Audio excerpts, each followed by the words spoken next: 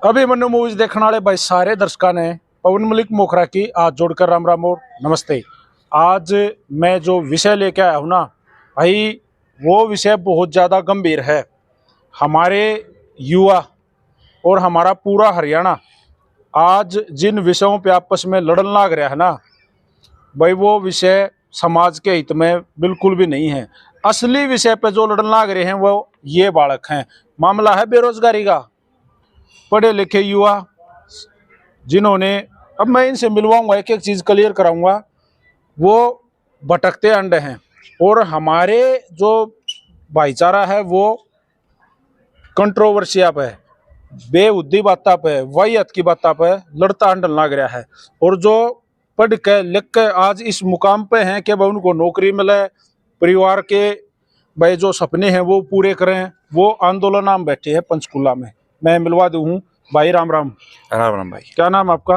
मेरा नाम जसमेर भाई। जसमेर भाई, कहाँ से हो आप? भाई मेरा गांव सीसर खरबड़ा है। जी जी। हाँ, और अभी तो डिस्ट्रिक्ट हांसी हो गया जी। भाई साहब कितने पढ़े लिखे हो? भाई साहब मेरी फिलहाल जो है पीएचडी चल रही है एमडी रोहतक से। एमडी रोहतक से आप पीएचडी क्लियर करने लग रहे हो? हाँ, चल रही है अभी जी। और भाई? मेरा नाम जसमिंदर है भाई साहब। राम राम आपको भी। राम राम भाई साहब। गांव मेरा कोड़ा है जी, जिला सोनीपत जी। और मेरी भी पीएचडी चल रही है जी, और मैं पढ़ा भी रहा हूँ यूनिवर्सिटी में जी। एज पीएचडी के स्टूडेंट हो आप लोग, कोई जॉब, कोई देसी भाषा में कहूँ तो कोई काम धंधा की तो सरकार ने कि मैं थारे तो सौंपया है, क्या करने लग रहे हो?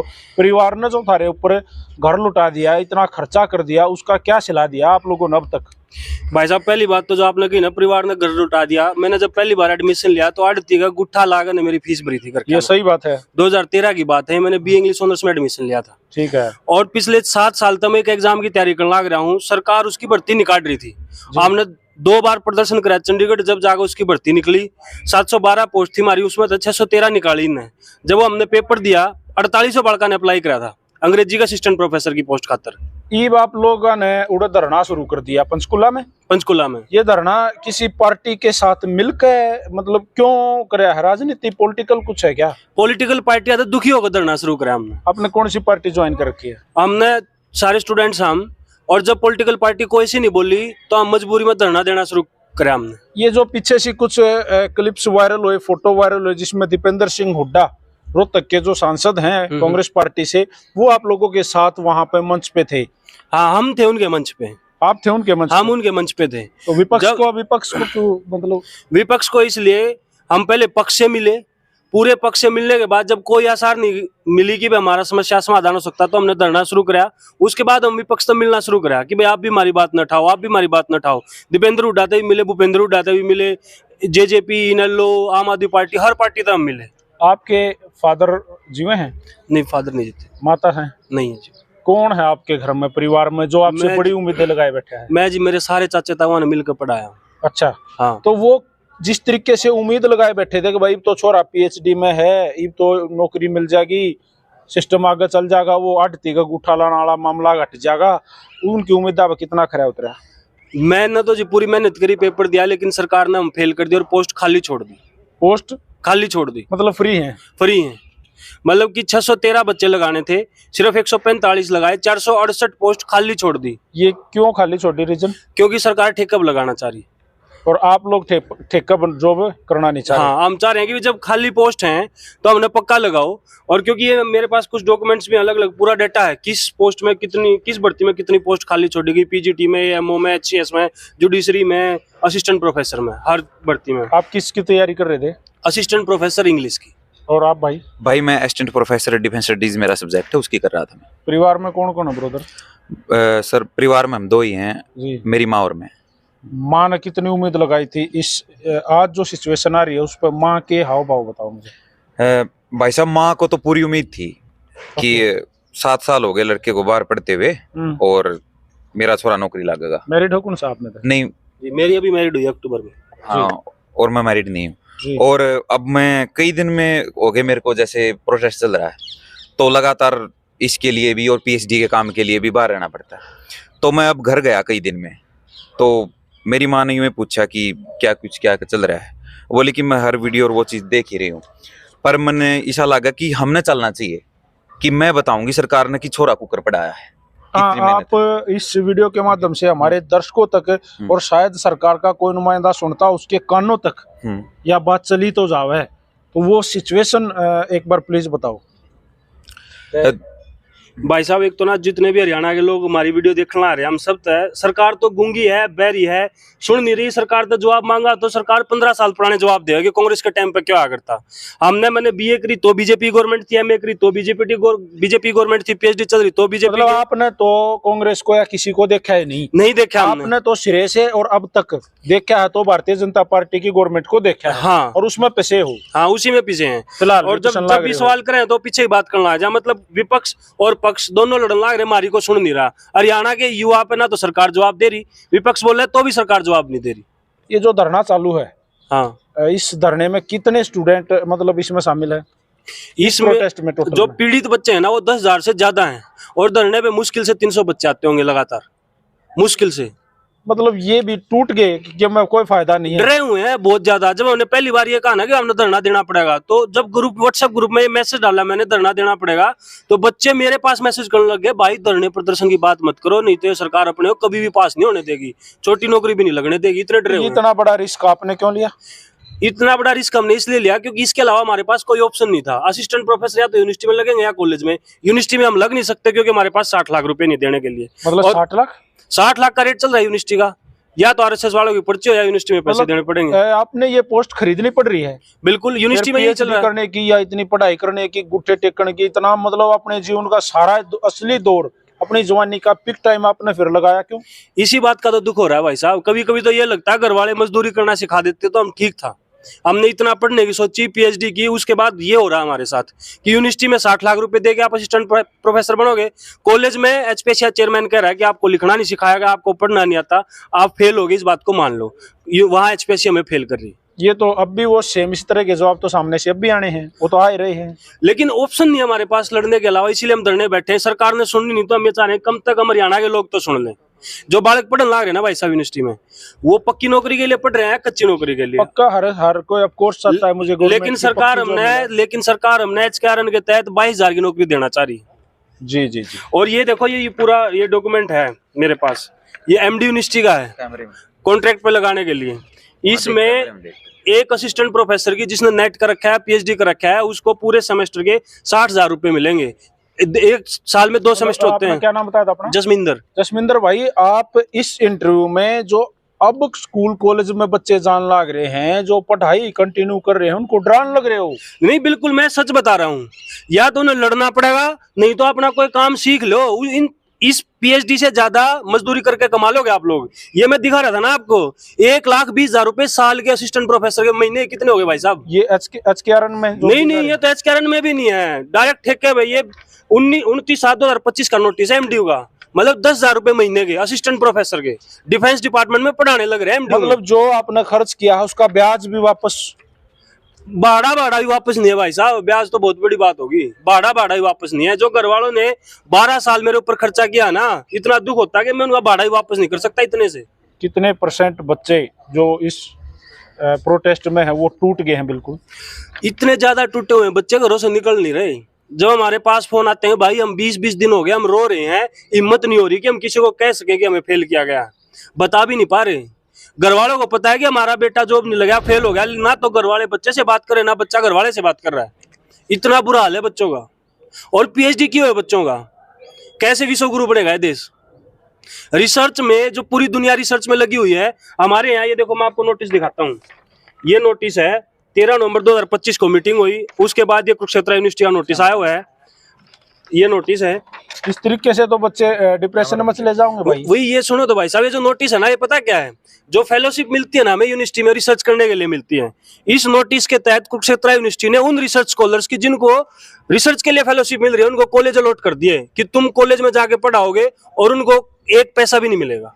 तो इसमें तो जैसे अब आप प्रोटेस्ट करने लग रहे हो, इस धरने प्रदर्शन में भाई देखो धन भी लगता होगा। हाँ, बैठे हो तो खर्चा पानी भी चाहिए भाई। हाँ। पानी तो पियाओगे, रात तो पीते होगे। बिल्कुल। तो वो कहाँ से आ रहा है? वो हम जितने मैं बता रहा था ना, 10,000 से ज्यादा बच्चे जो पीड़ित हैं, उनसे व्हाट्सएप ग्रुप जो हमारे बने हुए उनमें मैसेज डालते हैं। वो कोई 200, कोई 300, कोई 1,000 रुपए हमारे पास भेजते हैं। इकट्ठा करके अपना आप कभी आओ सेक्टर 5 में, हम अपनी कोठी गाड़ रहे हैं पार्क में, वो आपने दिखावांगे हम। कैसे हालत में हम रहे वहाँ। परविंदर भाई एक बात मैं और पूछना चाहूंगा, फिर ये कब तक चलेगा? ये भाई साहब नहीं पता कब तक चलेगा, जब तक हमारे में खून है, जब तक हमारे में आपने उम्मीद है अपने लड़ते डिफेंस रहेंगे। में कुछ तो सोचा होगा। सच में कुछ नहीं सोचा भाई साहब। जब हम पहली बार गए ना, हमें ये पता था ये सरकार नहीं सुनेगी, लेकिन हमारी इतनी भड़क है, इतनी काम परेशान नहीं हम, कर रहा। दिमाग काम नहीं कर रहा। सच में मजबूरी में जाके हम चेयरमैन से मिले, सीएम साहब से मिले, सोशल जस्टिस मिनिस्टर से मिले, एजुकेशन मिनिस्टर से मिले, राज नेहरू जी से मिले, खुल्लर साहब से मिले। जवाब क्या आया? देखते हैं कितने दिन देखेंगे? पता नहीं। उसके बाद भी कई बार मिल चुके, हर बार वही जवाब देखते हैं। 440 बच्चे तो ऐसे हैं भाई साहब जिनका प्री हो गया, मेंस हो गया, इंटरव्यू हो गया, फाइनल लिस्ट में नाम आ गया, एएमओ, जुडिशरी, पीजीटी, लेकिन उनका जो कैटेगरी का सर्टिफिकेट है ना, बोला कि ये तुम्हारा सर्टिफिकेट 10 जुलाई का है, हमें 23 जुलाई का चाहिए, आपको जॉब पे नहीं लगाएंगे। बीसीए का सर्टिफिकेट बनता है, पंचायती राज के लिए बनो, नौकरी के लिए बनो, एडमिशन के लिए बनो, सारे एक कंडीशन होती हैं। लेकिन 44 बच्चे ऐसे हैं जिनको इसलिए नौकरी नहीं दी कि भाई तुमने सर्टिफिकेट तो पंचायती राज के लिए बनवाया हुआ है। अब कास्ट बदल गई क्या? अब जैसे कोई लोहार है, बीसीए में आता है, उसने सर्टिफिकेट बनाया, चाहे वो पंचायती राज के लिए बना, चाहे एडमिशन के लिए, लोहार तो लोहार ही रहेगा। उसकी कास्ट तो कहाँ जाने वाली? लेकिन नहीं ज्वाइनिंग दे रहे, मजाक मतलब ऐसा लग रहा है। इसका तोड़ क्या है आपकी नजर में? कोर्ट में भी जीत गए थे ये बच्चे, मैं आपको हाँ। बता दूं। आप लोगों ने मतलब न्यायालय का सहारा लिया, हाँ, वहां आप लोग जीत गए। हम नहीं, जो एएमओ वाले बच्चे बता रहे ना, मैं कैटेगरी सर्टिफिकेट का मसला है, जो फाइनल लिस्ट में भी नाम आ चुका है उनका, वो उनका बच्चे है। कोर्ट में सिंगल बेंच में जीत गए। सरकार, हमारी सरकार हमारे खिलाफ डबल बेंच में चली गई, और डबल बेंच में जिस दिन फैसला आना था उससे 3 दिन पहले जज बदला गया और फैसला कैंडिडेट्स के खिलाफ आया। अभी जैसे धरना कंटिन्यू है? हाँ, धरना चल रहा है, हमने रोस्टर बना रखा, 4-4, 5-5 साथी धरने बैठ रहे होते हैं। आज कोई और हैं, 3 दिन बाद हम जाएंगे वहाँ, फिर कोई और जाएगा। ओके, इस लड़ाई का कोई सोल्यूशन सोचा भाई सॉल्यूशन तो देखो सरकार सोचेगी, स्टेट को सोचना है। हम तो लड़ रहे हैं, हम धरना कर रहे हैं, कोर्ट में केस चल रहा है, कोर्ट में सरकार जवाब नहीं दे रही। किन लोगों ने आप लोगों का सपोर्ट किया है, या किन से उम्मीद कर रहे हो कि भाई आप लोगों के इस प्रोटेस्ट में शामिल हो ताकि आपका आंदोलन मजबूत हो पाएगा? हम तो पूरे हरियाणा को बोल रहे हैं, पूरे प्रदेश को बोल रहे हैं कि ये आंदोलन केवल कुछ नौकरियों का या कुछ AB ग्रुप की नौकरियां कुछ बच्चे तैयारी कर रहे हैं उनका नहीं, या जिनका पेपर हो चुका उनका नहीं है, ये तो पूरे हरियाणा का है। क्योंकि जो आने वाले बच्चे हैं जो AB ग्रुप की नौकरियों के लिए तैयारी कर रहे हैं, जो 35% के क्राइटेरिया को हटाने के लिए मांग कर रहे हैं, तो हम उनके लिए भी है, और हम एग्जाम दे रहे हैं, ये उनके लिए भी। ये शिक्षा को बचाने की लड़ाई है। जब स्कूल को खत्म किया गया ऐसे ही खत्म किया गया था, ऐसे ही कॉलेजेस को खत्म किया जा अब हायर एजुकेशन को ऐसे ही खत्म किया जा रहा है। इसके कॉन्सिक्वेंसेस जो आप आगे, जो इसके परिणाम आगे भविष्य में देखोगे, बहुत खतरनाक होने वाले हैं। इस धरने के साइड इफेक्ट कुछ सामने आए हैं? साइड इफेक्ट या उसके कॉन्सिक्वेंसेस कुछ आए हैं, लोग जुड़ने लगे हैं, विपक्षी पार्टियां भी हमारे सपोर्ट में आई हैं, कुछ कैंडिडेट्स में भी हौसला आने लग गया है। जो डरे हुए बैठे थे, जिनको ये लग रहा था कुछ नहीं होने वाला, वो भी आने लगे हैं। ये जो मैं ओबीसी वाला मामला बता रहा था ना, ये जब हमें 50 दिन हो गए थे ना हमारे धरने को, जब हमारे पास आए हैं, मतलब आप लोगों को अब भीड़ की नीड है, अब सपोर्ट मिलने लगी हमें थोड़ी थोड़ी, भाईचारा इकट्ठा हो। हाँ, नेता लोग भी आप लोगों के साथ में आवे, मतलब आप लोग किसी पक्ष विपक्ष किसी संगठन से तो जुड़े हुए नहीं ना? नहीं, आप लोगों नहीं। का अपना यही एक अलग ये है कि भाई हमें न्याय दो, हमें जॉब दो, हमने पढ़ाई करी है, हम इस जॉब के लायक हैं, तो बस ये रोड़ा बिल्कुल बिल्कुल भाई। हमारा संगठन तो सरकार ने बनाया है, HPSC के पीड़ित हैं हम सारे के सारे, सरकार के पीड़ित हैं, बेरोजगार रख दिया हमें जानबूझ के। नौकरियां होते हुए हम योग्य हैं, यूजीसी ने हमें लिख के दे रखा है क्वालिफाइड फॉर असिस्टेंट प्रोफेसर, सरकार भी मानती है हम योग्य हैं, लेकिन नौकरी भी है, पोस्ट भी है, पोस्ट खाली है और हम बेरोजगार हैं। आपसे मेरा एक सवाल है, मेरा आपसे, मान लीजिए ये धरना फ्लॉप हो गया और आप सरकार से नहीं लड़ पाए, ना भी लड़ पाओ, कुछ भी हो सके, ठीक बात आपकी। फ्यूचर प्लान क्या है आपने परविंदर भाई, क्या सोचा है, क्या करने वाले हो, मतलब क्या? भाई साहब सच में कुछ नहीं सोचा, और ये धरना हम जब तक लड़ते रहेंगे जब तक हम लड़ सकते हैं।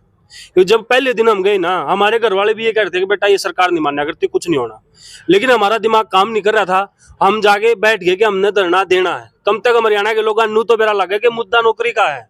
हरियाणा के बच्चे पढ़ लिख के बेरोजगार घूम रहे हैं। अभी आप MD यूनिवर्सिटी में चले जाना, हजारों बच्चे लाइब्रेरी में मिलेंगे। जो नेट मैंने 4 बार कर रखा है, भाई ने 6 बार कर रखा है, जो PhD हम कर रहे हैं, उस नेट की तैयारी के लिए हजारों बच्चे दिन रात लाइब्रेरी में बैठ रहे हैं, जो कि कोई काम नहीं, कि कोई क्या काम आया। आपके सामने ये खाली सीटें हैं, मैं बैठा हूँ, ये देखो कितनी सीट खाली है। देखो ये PGT फिजिक्स की 410 में से 100 भरी, आयुर्वेदिक मेडिकल ऑफिसर की 805 में से 500 भरी, PGT पोल साइंस की 283 में से 192 भरी। इसमें एक बात है भाई साहब, सरकार क्या कह रही है कि ये जो सीटें आप लोगों ने खाली दिखाई है ना, 400 कुछ, 300 कुछ, 100 कुछ, और मतलब कैंडिडेट इसमें आपसे भी कम। हाँ हाँ ये कह रहे हैं कि ये जो बाकी सब ने एग्जाम दिया ना, जैसे आपने, जैसे हाँ, आपने या आप जैसों ने, वो फेल हो गए, हाँ, यही कह रही है वो सरकार। फेल हो गए उन, और आप लोगों को हो के आप लोगों को जानबूझ के फेल किया गया है, बिल्कुल। क्योंकि आपने तो एक जो आंसर शीट की थी, जो आंसर शीट थी, आपने तो अंदाजा है कि आपने किया क्या बिल्कुल था, बिल्कुल बिल्कुल। किया क्या था।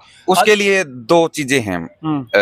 एक तो जैसे फिलहाल की बात करें, सीट की बात कर लें, जो सीधा सीधा हमारे दर्शकों को समझ में आ सकता है कि हमने जो लिखा है उसमें एचपीएससी सीट दिखाती है, पर उसका दिखाने का जो तरीका है ना, जो बदला गया है पिछले कुछ सालों से, और ये पिछले कुछ सालों से ही सीटों के में ये खाली छोड़ते हुए आ रहे हैं, पता नहीं इनका क्या प्लान। तो उसमें मैं सीट चेक करके आया हूँ अपनी, असिस्टेंट प्रोफेसर का मैंने एग्जाम दिया। मैंने देखा कि वो सिस्टम पे दिखा रहे हैं, कंप्यूटर पे स्क्रीन के ऊपर हम चेक करें, और उनका मार्क्स देने का तरीका जैसे आप भी पढ़े होगे 10वीं 12वीं ग्रेजुएशन तक, हमारे जो कैसे एग्जाम में हमारे मार्क्स दिए जाते थे कि एक इंट्रोडक्शन में इतने मार्क्स दिए गए, काटा लगाया गया, कोई चीज गलत है तो एक सर्कल में हाँ ऐसे दिए जाते थे। वहां ऐसे एग्जाम नहीं, मार्क्स नहीं दिए गए थे।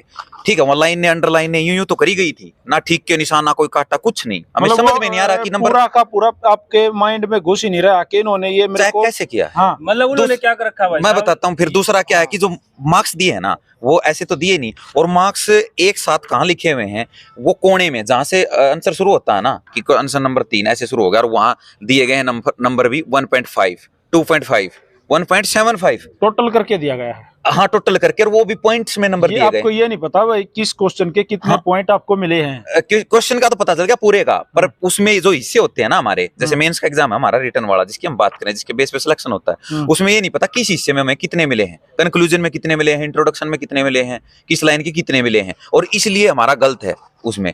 तो वो डिजिटल मार्क्स मिले हैं भाई साहब स्क्रीन के ऊपर। आपने फ्यूचर प्लान, जैसे एक क्वेश्चन मैंने भाई साहब से किया था, ये तो लड़ाई है, लड़ाई तो जीती भी जा सके और हारी भी जा सके। बिल्कुल। तो इस लड़ाई के को हमें हमेशा बुरा सोच के चलना चाहिए। हार की स्थिति में आप क्या करने वाले हो? देखो मैं पहले वो अपनी बात पूरी कर देता हूँ। जो डिजिटल मार्क्स दिए गए हैं वो कोने में दिए गए हैं, और वो उनको अंडो भी किया जा सकता है, वो मैनिपुलेट कर सकता है कमीशन उसको, बिल्कुल।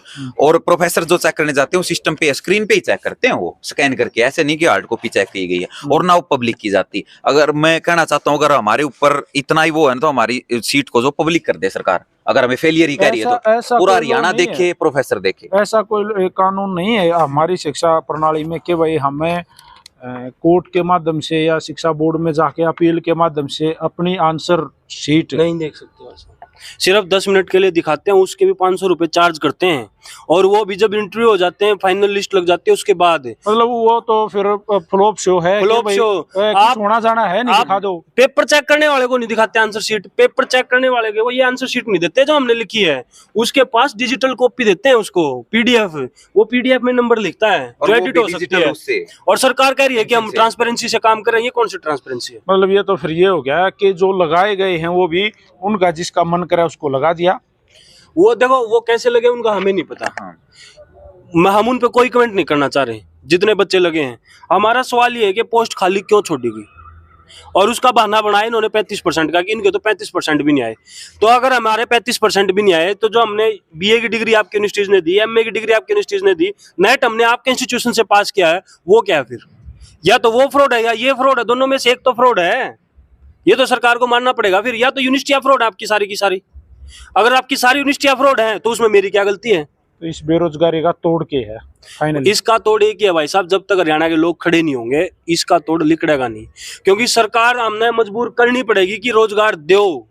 हमने जाति और धर्म के मुद्दे छोड़ गए, रोजगार के मुद्दे पाना पड़ेगा। हर एक महकमे की हर एक सीट के ऊपर सेम सिचुएशन चल रही है। बच्चे सड़कों पे हैं, रोडों पे हैं, बच्चे धरनों पे हैं, और ये हमारे देश का दुर्भाग्य है कि स्टूडेंट धरनों पे हैं। बिल्कुल। जो देश का भविष्य है वो रोड पे बैठे हैं, उनके वो डिप्रेशन में भी आएंगे। उनमें से कुछ एक बच्चे सुसाइड भी कर सकते हैं, कुछ एक बच्चे गलत धंधे भी करने लग सके हैं, कुछ एक बच्चों का भविष्य कतिये ब्लैक खराब हो क्या इतने पढ़ लिख के, जिसने बीटेक कर ली, पीएचडी कर ली, और वो बेरोजगार है, उसको 10,000 रुपए दे रहे हो, बच्चा क्या करेगा? वही तो कह रहा था भाई साहब मैं, इसके परिणाम बहुत भयंकर होंगे, बहुत भयंकर होंगे आने वाले सालों में। और एक और बात है भाई साहब जो हम कहना चाह रहे हैं, भाई हरियाणा वाले जाट नॉन जाट के नाम पर इस देश में जहर बोलिया, इस प्रदेश में तो आपका रिक्वेस्ट है ये 20 से ऊपर उठो। कास्ट क्या आपकी? मेरी खाती कास्ट है भाई साहब। मैं जाट हूँ भाई साहब। आप जाट? हम दोनों बेरोजगार हैं। आप दोनों बेरोजगार? ये जाट है, मैं लेकिन आपके इनसे क्या दुश्मनी है? दोस्त हैं हम इकट्ठे हो गए, लड़ना पड़ेगा सबको। ये जाट है, मैं खाती हूँ। सरकार के हिसाब से तो हम जाट नॉन जाट हैं, लेकिन हमारे हिसाब से हम बेरोजगार हैं। मेरा आपके लिए एक क्वेश्चन है जी। चलो ये तो जाट है, आज का दिन गवर्नमेंट जो है जाट को टारगेट करके काम करने लग रही है, हर एक उस पर जाट की टांग अड़ा दो बीच में। हाँ। आप तो ओबीसी से आते हो। बिल्कुल। तो आपके लिए तो सरकार कह रहा है भाई हमने तो इनके लिए बहुत ज्यादा काम कर दिए हैं, बहुत ज्यादा जॉब एक्स्ट्रा इनको हमने मतलब सुविधाएं दे दी हैं। डिफेंस करो अपना। हम ना जी मुख्यमंत्री साहब से मिले, मुख्यमंत्री साहब को हमने ये बताया जी ओबीसी की पोस्ट खाली रहेगी। ये बात मत करो, कुछ और बात करो। मतलब चुटकुले सुनाओ? आसन लग गया हमारी तरफ है, हम दुखी हैं। हमने 6 साल, मैं 24 साल का था सर जब इस एग्जाम की तैयारी करने लगा। आज मैं 31 साल का हूँ। मैंने 7 साल एक एग्जाम की तैयारी में लगाया और मेरे को फेल कर दिया गया। जब मैं अपने प्रदेश के मुखिया के पास जाकर कहता हूँ सर कैटेगरी की पोस्ट खाली चली गई, हंसने लग गए। कहाँ जाए हम? इतनी वाहियात, इतनी मतलब इतना लगता है कि क्या बेहुद आदमी है, इतने बदतमीज और बेशरम आदमी लगते हैं सर। अभी विधानसभा में क्या हुआ, सवाल क्या पूछा गया था, पोस्ट खाली क्यों गई, ओएससी की, डीएससी की, ओबीसी पोस्ट खाली क्यों छोड़ी गई? ये क्या जवाब दे रहे हैं, तुम्हारे पिछले हमें याद है, तुमने कैसे लगाई ये याद है। तुम क्या कर रहे हो वो नहीं बता रहे। ये जो ओबीसी मुख्यमंत्री हैं ये क्या कर रहे हैं ये नहीं बता रहे। ओबीसी के बच्चों को जितना बुरा हाल हो रहा है ना सर, इतना कभी नहीं हुआ। मैंने 2009 में अपना ओबीसी सर्टिफिकेट बनवाया था, मैंने 5-6 साल तक चलता रहा। आज हर महीने नया बनवाओ। यही काम है क्या? हम पोर्टल पे ही बैठे रहेंगे क्या? डॉक्यूमेंट लेके घूमते रहो, कागज लेके घूमते रहो। नहीं है सर। यानी कि लगने के बाद भी ओबीसी सर्टिफिकेट के नाम पे निकाल दिया गया। वो 400 से ज्यादा बच्चे हैं अलग अलग वैकेंसीज में आपके सामने। तो ये मेरे भाई, मेरे साथी, और मैं तो दुखिया कहूँगा, इन्हें दुखियाए हैं। इतने पढ़ के घर लुटवा के आज बेरोजगार घूमने लग रहे हैं और लड़ाई लड़ने लग रहे हैं और मांग मांग के खर्चा इकट्ठा करके धरना देने लग रहे हैं। और अब भी कोई चांस नहीं है कि इनका कुछ हो जावे। और तो अब इनकी आखिरी उम्मीद जो है फाइनली वो आप लोग हो। भाई सही कहूं प्रवीण? नहीं, बिल्कुल भाई साहब, बिल्कुल। जनता ही है हमारी उम्मीद। और जो घरों में डरे बैठे हैं ना हमारे साथी जिनको फेल किया गया, भाई दोस्तों आप डरो मत, हिम्मत दिखाओ। इनके पान ही है, क्योंकि न गलत कर रखा है। विधानसभा में क्यों खड़े होकर हंसने लग रहे हैं? जब रोजगार पर सवाल पूछा तो हमारे शिक्षा मंत्री करेंगे तो गुलछर्रे उड़ाने आए हुए हैं यहाँ पे। मतलब रोजगार पे सवाल पूछा तो गुलछर्रे उड़ाने आ गए। तो ये लोग तभी झुकेंगे जब आप लोग इकट्ठे हो गए। खासकर जो ओबीसी और एससी कैंडिडेट हैं, भाई आपके नाम पे सरकार बनाई हुई है। ये इनको कौन बताएगा कि तुमने हमारे नाम पे सरकार बना के हमारे साथ जो ठगी की है, वो इनको तभी समझ में आएगा जब आप लोग हमारे साथ सड़कों पे खड़े होगे और इनको बताओगे कि तुम्हारी ये काट की हंडी अगली बार नहीं चढ़ने देंगे, नहीं तो नौकरी देनी पड़ेगी आपको। और वो नौकरी घर पे बैठ के नहीं मिलने वाली, रोने से नहीं मिलने वाली, रिक्वेस्ट करने से नहीं मिलने वाली। रिक्वेस्ट हम बहुत कर चुके भाई साहब, बहुत ज्यादा कर चुके। तो मांगने से नहीं मिलता, तो छीनना पड़ेगा। बिल्कुल छीनना भाई साहब। और आप लोगों से भाई फाइनली मेरी रिक्वेस्ट ये भी है कि जो भाई ने बात कही कि जात पात तो बाहर लकड़े हो भाइयों, सारे एक जैसे हैं सारे भाई। यहाँ इस चीज में ना पड़ो, अनपढ़ लोगों की कंट्रोवर्सी में ना पड़ो, और भाई अपने बच्चों की सपोर्ट करो। आज आप इनके साथ खड़े नहीं रहोगे ना, कल ये बड़े होंगे, ये नु कहेंगे हमारे साथ कोई खड़े नहीं हुआ तो हम क्यों खड़े हुए। सही बात से भी बिल्कुल है भाई साहब। 6 साल में भर्ती आती, मैं आपको बता दूं, जो कह रहे हैं ना कि 35% नहीं आए, 6 साल में भर्तियां आती हैं। ठीक है, हम ओवर एज हो जाएंगे और हमसे पहले भी हो चुके, ठीक है। तो और ये खाली रखेंगे तो फिर कॉलेजेस में वर्कलोड खत्म हो रहा है, एडमिशन जो वो खत्म हो रहे हैं, फिर ये जो बचेंगे ही नहीं। 3-4 साल बाद ये इतनी निकलेंगी नहीं जिनको लग रहा है ना कि ये 35% नहीं आए। ठीक है, आप ही बता दो कितने साल में ये वैकेंसी आई है, तो फिर होगा क्या? खत्म सब कुछ। जैसे सरकारी स्कूल बंद किए ना भाई साहब इन्होंने, पहले स्कूलों में टीचर मत दो, उसके बाद बच्चे नहीं आएंगे तो ये बताओ कि सरकारी स्कूल में बच्चे नहीं है, क्या करें? स्कूल मजबूरी में बंद करना पड़ेगा। हाँ, सेम कॉलेज। मतलब ये एक तरीका, एक पैटर्न है इनके पास। बिल्कुल भाई साहब। प्राइवेट स्कूल कैसे आए कंपटीशन में? अब इंटरनेशनल यूनिवर्सिटी आ गई है, महंगी यूनिवर्सिटी। हम कौन पढ़ रहा है बताओ? गरीब मजदूर किसान का बच्चा कोई नहीं पढ़ रहा। औकाती कहाँ है? औकाती कहाँ है? और यहाँ यूनिवर्सिटी में उसके, और यहाँ ऐसा माहौल बन गया है, ये यूनिवर्सिटी जो हमारी जो स्टेट यूनिवर्सिटी है ना, एमडीयू कुरुक्षेत्र, ऐसी इनमें फीसें बढ़ती जा रही है। मैं कुछ नहीं कह रहा, आप अपने आप जाके चेक कीजिए कि फीस कैसे दुगुना तिगुना ऐसे बढ़ रही है। ठीक है, किसान मजदूर के बच्चे के लिए कैसे वो हो रहा है। मतलब एक गरीब घर के बालक के लिए पढ़ना महाभारत का युद्ध लड़ना है। बिल्कुल हो गया है। जो ये पीएचडी के बच्चे को 10,000 रुपए महीने के देंगे, एमडी यूनिवर्सिटी की पीएचडी की फीस 34,000 रुपए। वाह भाई, मेरे से पहले 15 थी। पीएचडी किए हुआ तो उसको सैलरी कितनी मिलेगी? 10,000 रुपए। और फीस कितनी देनी है उसने? 34,000 रुपए। मस्तनाथ यूनिवर्सिटी की फीस 1.25 लाख रुपए है। ये तो भाई वह बात होगी, 1.25 रुपए का फायदा कर लिया टोटा डाई का। भाई ईब इकट्ठे होने की जरूरत है, अब भाईचारा दिखाने की जरूरत है। लड़ेंगे नहीं तो हक मिलेगा नहीं। पंचकुला में भाइयों का धरना जारी है, लगातार धरना जारी है। और जगह एक बार प्लीज आप फाइनल। देखिए, जो हमारा धरना है वो सेक्टर 5 पंचकुला में चला, वही धरना स्थल दे रखा है सरकार ने कि कोई भी धरना हो किसी भी मामले को लेकर वही होता धरना, तो वही हमारा धरना चला हुआ है। और पूरे हरियाणा में हम घूम रहे हैं और आगे के हमारे यूनिवर्सिटी के, कॉलेज के और गांव-गांव के जो है मुहिम है, हम सबके ये मुद्दा जो है बताते हुए घूम रहे हैं। एक और मेरी आखिरी रिक्वेस्ट है मेरे पत्रकार साथियों से, चाहे वो किसी भी हैंडल से अपनी पत्रकारिता करते हो, चाहे अखबार के माध्यम से, चाहे भाई वो किसी टीवी की एंकरिंग के माध्यम से या मेरे की तरह सोशल मीडिया हैंडल से, भाई ये अपने भाई हैं। ये जो 70 सरपंच और उड़ा जी ये उड़े फेटूंगा 152 डी जगह देने लाग रहे, इनके चक्कर में ना पड़ के इन भाइयों की सपोर्ट करो। असली पत्रकारिता, असली धन तब आपका दिखेगा, क्योंकि आप चौथे स्तंभ के एक पिलर हो। आप भी मजबूत हो गए, इन भैया ने ना इतनी सपोर्ट और दुनिया दे पाओगी, इतनी आप लोग दे पाओगे। इस वीडियो को भी शेयर करके आम आदमी धर्म कमा लियो, क्योंकि अगर आप लोग इस वीडियो ने शेयर करोगे वह इनका उतनी ज्यादा काम आओगे, क्योंकि लोग अवेयर होंगे, लोगों तक जानकारियां पहुंचेंगी। और मैं आप लोगों के साथ हूं भाई। आप मेरा पर्सनल नंबर मैं इस वीडियो के ऊपर भी लिख देता हूं अपना, आप एनी टाइम कॉल करोगे, मैं पंचकुला आके भी या आप लोग जब यहाँ आ रहे होगे तब भी मैं आप लोगों की कवरेज के लिए तैयार हूँ। चाहे जैसी। बिल्कुल भाई साहब, बहुत बहुत धन्यवाद। राम राम भाइयों। राम राम।